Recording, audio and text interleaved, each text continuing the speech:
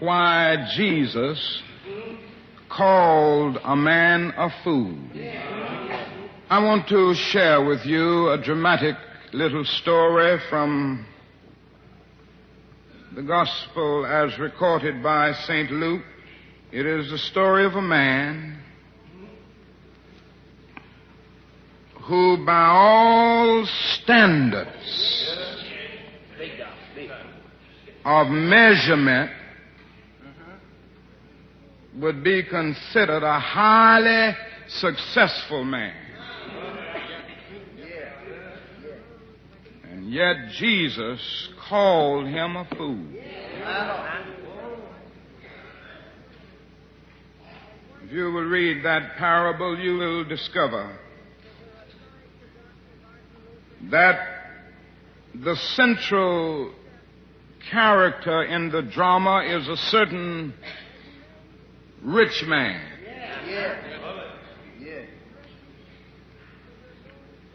This man was so rich that his farm yielded tremendous crops. In fact, the crops were so great that he didn't know what to do. And it occurred to him that he had only one alternative, and that was to build some new and bigger barns so he could store all of his crops. This recording is briefly interrupted at this point. Take thine ease, eat, drink, and be merry. That brother thought that was the end of life. But the parable doesn't end with that man making his statement. It ends by saying that God said to him, "Thou fool." Not next year, not next week, not tomorrow, but this night. Thy soul is required of thee. And so it was at the height of his prosperity, he died. Look at that parable. Think about it.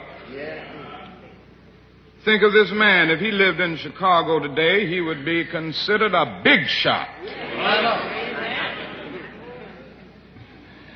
And he would abound with all of the social prestige and all of the community influence that could be afforded. Most people would look up to him because he would have that something called money. And yet a Galilean peasant had the audacity to call that man a fool. I'd like for you to look at this parable with me and try to decipher the real reason that Jesus called this man a fool. Number one, Jesus called this man a fool because he allowed the means by which he lived to outdistance the ends for which he lived. You see, each of us lives in two realms, the within and the without. Now, the within of our lives is that realm of spiritual ends expressed in art, literature, religion, and morality. The without of our lives is that complex of devices, of mechanisms and instrumentalities by means of which we live. The house we live in, it's a part of the means by which we live. The car we drive, the clothes we wear, the money that we are able to accumulate. In short, the physical stuff that's necessary for us to exist. Now, the problem is that we must always keep a line of demarcation between the two. This man was a fool because he didn't do that. He didn't make contributions to civil rights. He looked at suffering humanity and wasn't concerned about it. He probably gave his wife mink coats and convertible automobiles, but he didn't give her what she needed most, love and affection.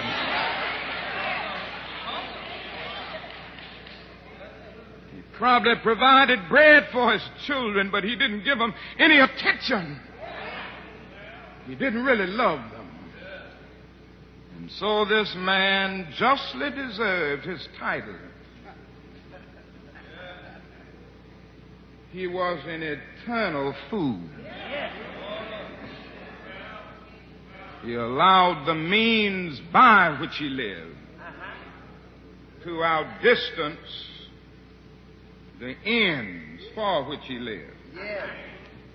Now, number two, this man was a fool because he failed to realize his dependence on others. Now, if you read that parable in the book of Luke, you will discover that this man utters about 60 words. And you know, in 60 words, he said I and my more than 15 times.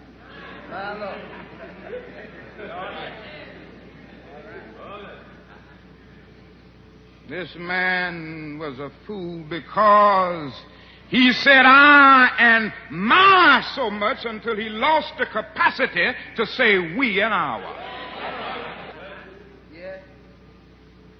This man talked like he could build the barns by himself, like he could till the soil by himself.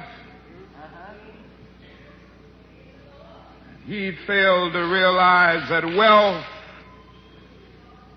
is always a result of the commonwealth.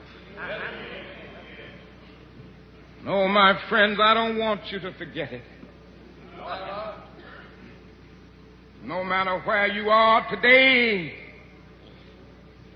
somebody helped you to get there.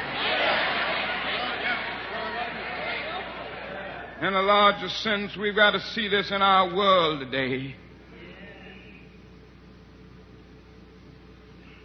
Our white brothers must see this. They haven't seen it up to now. The great problem facing our nation today in the area of race is that it is the black man who to a large extent produced the wealth of this nation. And the nation doesn't have sense enough to share its wealth and its power with the very people who made it so. I know what I'm talking about this morning. The black man made America wealthy. That's why I tell you right now, I'm not going anywhere. They can talk, these groups, some people talking about a separate state. Go back to Africa. I love Africa. It's our ancestral home. I don't know about you. My grandfather and my great-grandfather did too much to build this nation for me to be talking about getting away from it.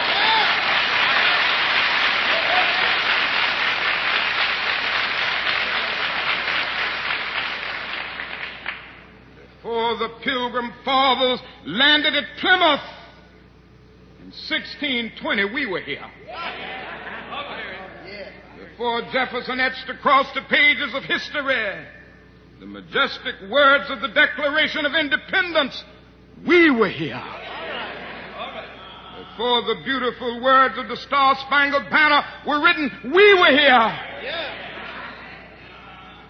For more than 2 centuries, our forebears labored here without wages. They've made cotton king.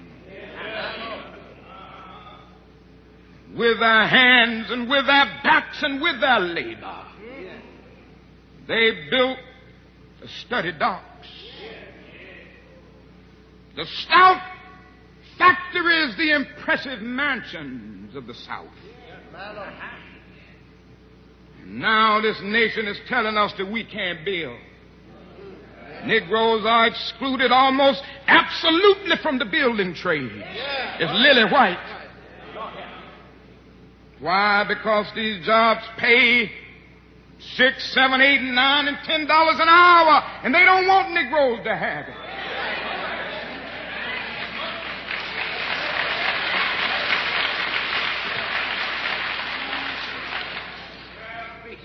And I fear that if some doesn't happen soon, and something massive, the same indictment will come to America. Thou fool. That man said he didn't know what to do with his goods. He had so many. Oh, I wish I could have advised him. A lot of places to go, and there were a lot of things that could be done. There were hungry stomachs that needed to be filled. There were empty pockets that needed access to money. And America today, my friends, is also rich in goods. We have our bonds, and every day our rich nation is building new and larger and greater bonds. You know, we spend millions of dollars a day to store surplus food. But I want to say to America, I know where you can store that food free of charge. In the wrinkled stomachs of the millions of God's children in Asia and Africa and South America and in our own nation who go to bed hungry at night.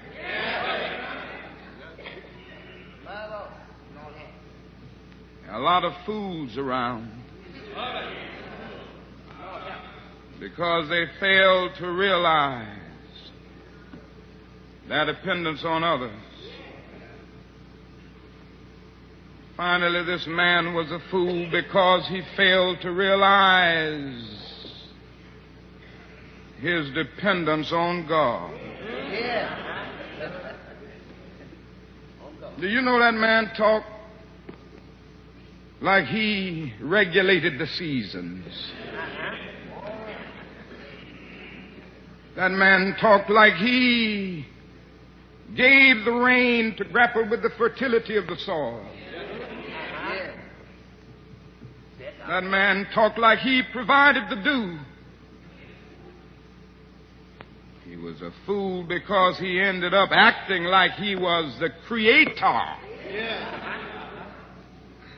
instead of a creature. This man-centered foolishness is still alive today. You know, a lot of people are forgetting God. People just get involved in other things. But I tell you this morning, my friends, there's no way to get rid of them. One day, you're going to need him. The problems of life will begin to overwhelm you. Disappointments will begin to beat upon the door of your life like a tidal wave. And if you don't have a deep and patient faith, you aren't going to be able to make it. I know this from my own experience. I grew up in the church. I'm the son of a preacher. I'm the great-grandson of a preacher. And the great-great-grandson of a preacher. My father is a preacher. My grandfather was a preacher. My great-grandfather was a preacher. My only brother is a preacher. My daddy's brother is a preacher. So I didn't have much choice, I guess.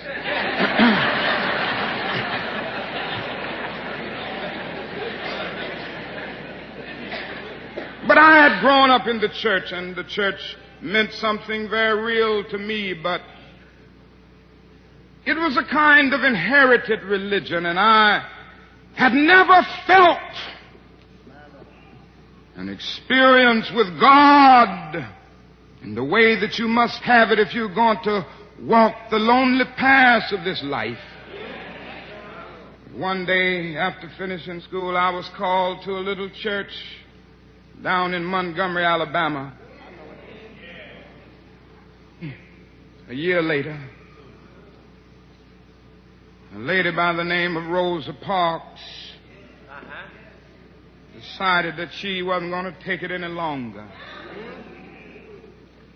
She stayed on a bus seat. You may not remember it because it's way back now, several years, but it was the beginning of a movement where 50,000 black men and women refused absolutely to ride the city buses, and we walked together for 381 days. Yes, sir. That's what we got to learn in the North. Negroes have to learn to stick together. We stuck together.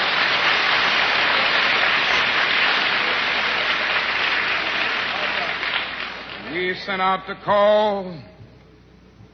No Negro rode the buses. It was one of the most amazing things I've ever seen in my life. The people of Montgomery asked me to serve as the spokesman. And as the president of the new organization, the Montgomery Improvement Association, that came into being to lead the boycott, I couldn't say no. Then we started our struggle together. Things were going well for the first few days, but then, about 10 or 15 days later, after the white people in Montgomery knew that we meant business, they started doing some nasty things. They started making nasty telephone calls, and came to the point that some days more than 40 telephone calls would come in, threatening my life, the life of my family, the life of my children. I took it for a while in a strong manner, but I never will forget one night very late. It was around midnight. And you can have some strange experiences at midnight. The telephone started ringing, and I picked it up. On the other end was an ugly voice. That voice said to me in substance, "Nigger, we are tired of you and your mess now. And if you aren't out of this town in 3 days, we're going to blow your brains out and blow up your house."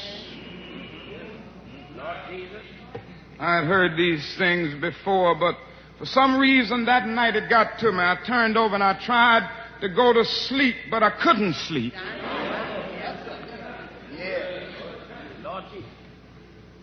was frustrated, bewildered. Then I got up and went back to the kitchen, and I started warming some coffee, thinking that coffee would give me a little relief.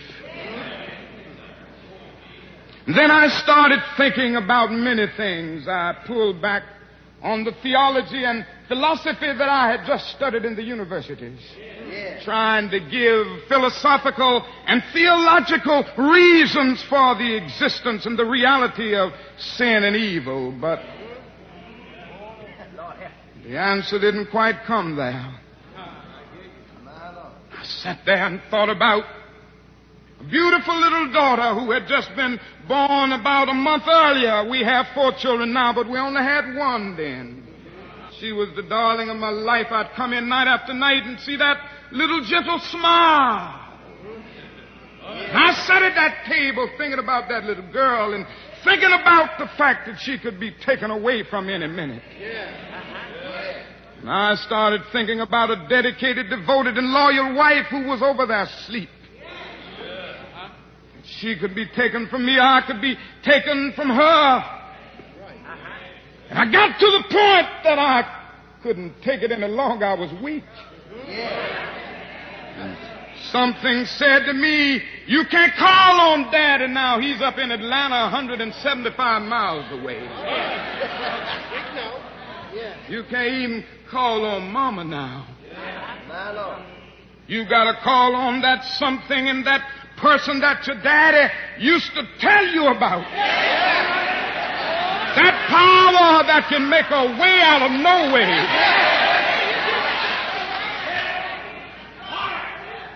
I discovered then that religion had to become real to me, and I had to know God for myself. And I bowed down over that cup of coffee. I never will forget it. Oh, yes, I prayed a prayer, and I prayed out loud that night. I said, Lord, I'm down here trying to do what's right. I think I'm right. I think the cause that we represent is right. But, Lord, I must confess that I'm weak now. I'm faltering. I'm losing my courage. And I can't let the people see me like this, because if they see me weak and losing my courage, they will begin to get weak. It seemed at that moment that I could hear an inner voice saying to me, Martin Luther, stand up for righteousness. Stand up for justice. Stand up for truth. And lo, I will be with you even until the end of the world. I tell you, I've seen the lightning flash. I've heard the thunder roll. I've felt sin breakers dashing, trying to conquer my soul. But I heard the voice of Jesus saying, still to fight on. He promised never to leave me, never to leave me alone. No, never alone. No, never alone. He promised never to leave me. Never to leave me alone. I'm going on in believing in him. You better know him and know his name. And know how to call his name. Don't be a fool. Recognize your dependence on God. Centuries ago, Jeremiah raised the question, is there no balm in Gilead? Is there no physician there? He raised it because he saw the good people suffering so often and the evil people prospering. Centuries later, our slave foreparents came along. They too saw the injustices of life and had nothing to look forward to morning after morning but the rawhide whip of the overseer, long rolls of cotton and the sizzling heat. But they did an amazing thing. They looked back across the centuries and they took Jeremiah's question mark and straightened it into an exclamation point. They could sing, there is a balm in Gilead to make the wounded whole. There is a balm in Gilead to heal the sin-sick soul. And there's another stanza that I like so well. Sometimes I feel discouraged. And I don't mind telling you this morning that sometimes I feel discouraged. I felt discouraged in Chicago. As I move through Mississippi and Georgia and Alabama, I feel discouraged. Living every day under the threat of death, I feel discouraged sometimes. Living every day under extensive criticisms, even from Negroes, I feel discouraged sometimes.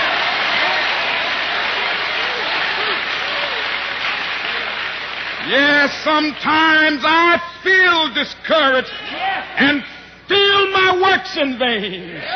But then the Holy Spirit revives my soul again. There is a balm in Gilead to make the wounded whole. There is a balm in Gilead to heal the sin-sick soul.